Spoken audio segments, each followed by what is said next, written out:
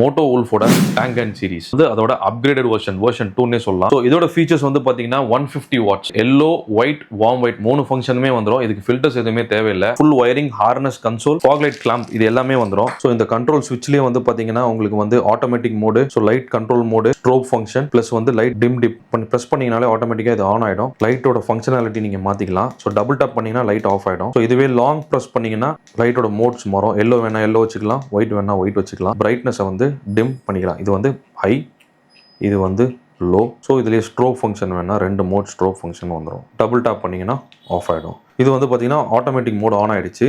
So நீங்கள் மார்னிங்கில் வந்து இந்த ஆட்டோமேட்டிக் மோடில் நீங்கள் ஆன் பண்ணிட்டீங்கன்னா ஒரு டார்க் டனல் இதுவே லைட் சென்ஸ் பண்ணி எந்த இடத்துல டார்க் இன்டென்சிட்டி கம்மியாக இருக்கோ அதுவே உங்களுக்கு இந்த மாதிரி ஆன் ஆகிடும். பீம் திருப்பி பட்டுச்சுன்னா இது லைட் ஆட்டோமேட்டிக்காக கட் ஆகிடும்.